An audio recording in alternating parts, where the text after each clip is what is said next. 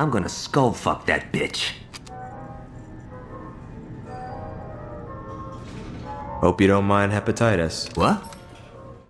You know you're getting old when you see something from your youth come back into fashion. Then the dreaded phase comes out. I remember that from back in my day. Congratulations! You qualify for a senior's discount. I can comfortably say that the turn of the century, Y2K, and other adjacent aesthetics are back. Everyone hip, young, or nostalgic is wearing baggy jeans and fearful of another technological Armageddon. Time really is circular.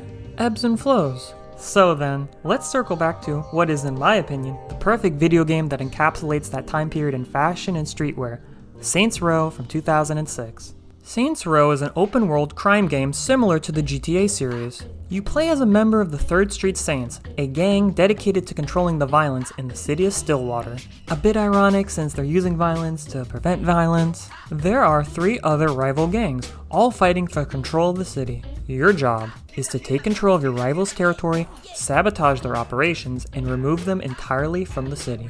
Upon loading a new game, you are greeted by character creation, where you can insert yourself into the world. When creating a character, there are many customizable options, including ethnicity, body type, and facial features. The most important, and relative to our analysis, are clothing and accessories. Overall, the clothes and accessories you can buy in this game really show you the height of the 2000s fashion for the streetwear scene. It was not uncommon to see people dressing up like wannabe rappers in the inner city. Stillwater was modeled after cities like Detroit and Chicago.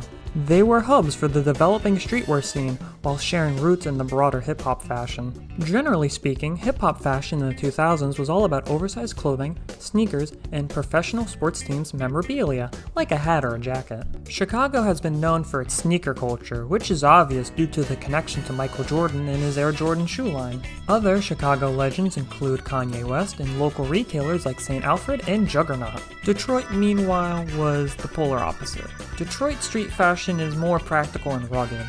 People tended to prefer brands like Carhartt and often mix thrifted pieces with new clothing. Local legends like Eminem and the Detroit Electronic Music Festival blended a working-class grit aesthetic you can't find anywhere else. One thing that is great about Saints Row is that you don't even have to dress like a gangster.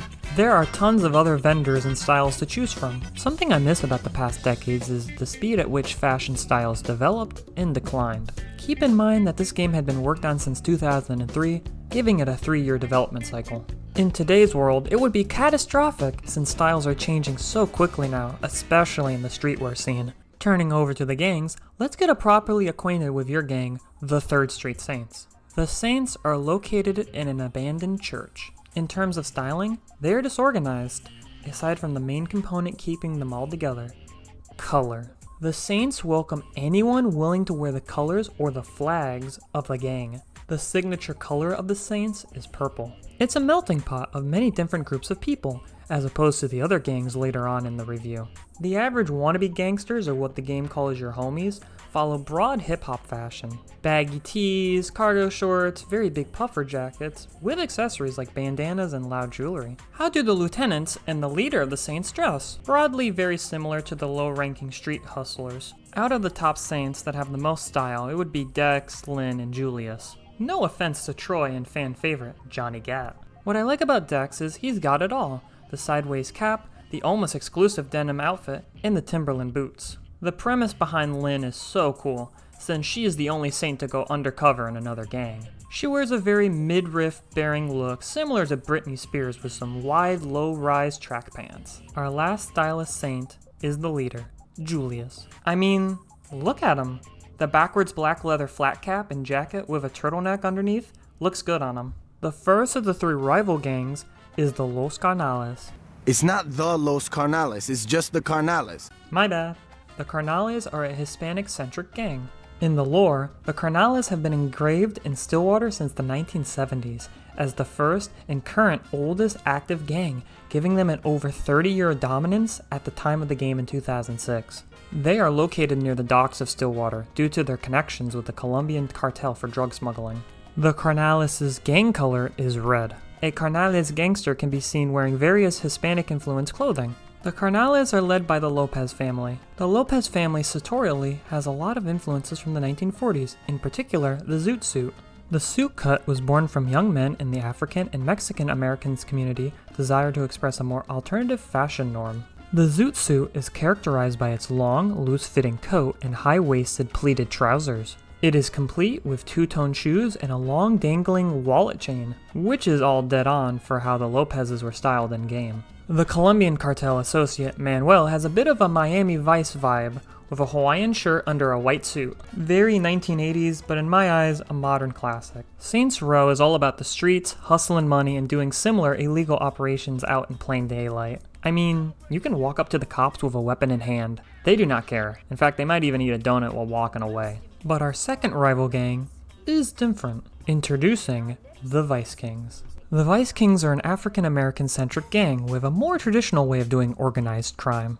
Sure, they have people in the rundown parts of the city doing crime, but they also have them in the wealthy parts near the city hall? How does that happen? It's because the Vice Kings rake in millions from extorting the police in their quasi-legal operations like their record label. The Vice Kings' color of choice is yellow. In terms of style, the average thug will be seeing similar attire to the Saints, with lots of baggy jackets and loud jewelry across all the variants. Compare this to the head honchos. If you really want peak fashionable 2000s suiting culture, take a look at the leadership of the Vice Kings.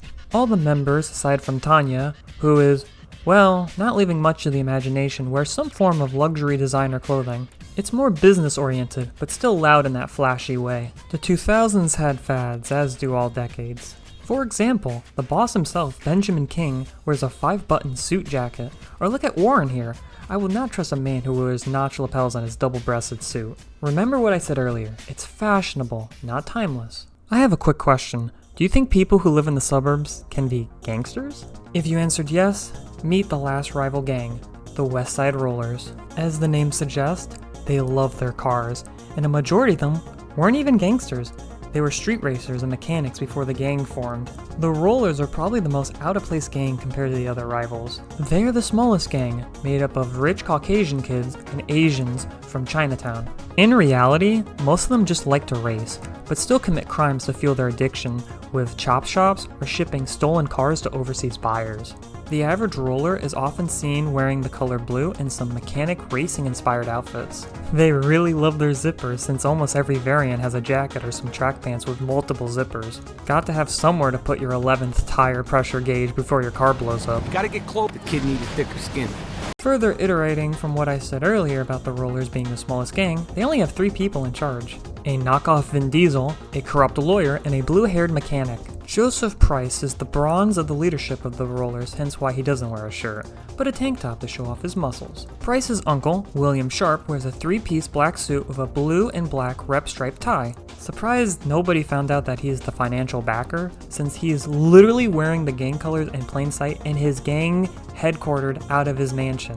This guy, this dude, oh my goodness. Lastly, Donnie the mechanic is the most stylistically interesting. He has this emo thing going on, you know, with the blue-haired mohawk. Donnie looks like a futuristic race car driver, or what the 2000s thought was futuristic. Of course, like every other roller, Donnie loves his zippers. Every 20 years or so, something comes back into fashion. I do not know if this is a universal rule or people becoming depressed once they hit their 20s and want to be kids again. While we are in this current fashion cycle, now more than ever, it is acceptable to experiment with 2000s and other Y2K aesthetics, because who knows when the next time it will come back around.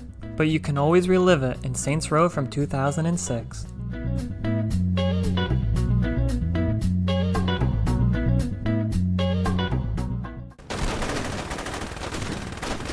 What'd I tell you, Troy? The kid's a natural.